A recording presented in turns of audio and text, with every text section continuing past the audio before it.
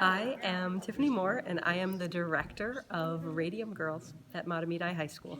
There are a lot of characters in this play, which gave our actors a really good opportunity to play multiple roles, which is a nice challenge for any young actor.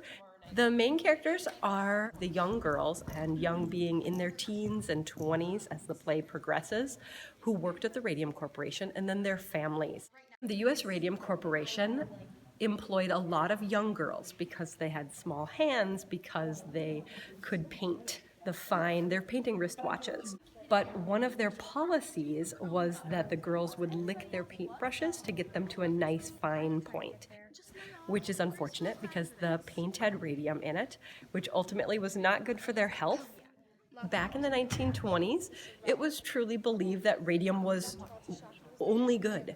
It had the ability to shrink tumors, cancer. They found that use for it right away, and then they assumed that it did all kinds of other good things for the body. Our lobby is going to be quite educational. We're trying to make a radium museum. Madame Curie is a character in the play, and most people know who she is. So we do get some of the history of just the invention or the discovery of radium. And all of the people in the play are actual people. Very little in the play was changed from what happened in reality. Both our science department at Matamidi High School and our history department teach this event in history.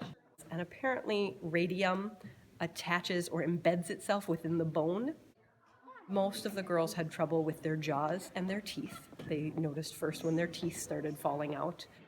Every girl's symptoms were different in that it affected all parts of the body. Honey, you all right? Huh? Yeah, sure. Why wouldn't I be? The problems that are presented in the play and the solutions really are systemic, and they involve the whole community. Oh, Grace, you know that fellow from Crystallizing? Grace Fryer and Catherine Schaub were the young girls who sued the U.S. Radium Corporation. So the play follows them through their health struggles and the lawsuit that followed. Makeup was one of the other challenges, and lighting for this show. Because radium glows, we had a challenge for our tech department to figure out the lighting, and then we also had a challenge for our makeup department, which was exciting. There are several characters in the play who need to become visibly sicker throughout the play. They were young girls, and they thought it was fun before they went out on the town for the evening to paint themselves and or their clothes. And so we try to replicate that in the show. It's a challenge for lighting, it's a challenge for makeup, but our students have risen to the challenge. Matamidi High School will be performing Radium Girls on Thursday, Friday, and Saturday night at 7 p.m., January 30th, 31st, and February 1st.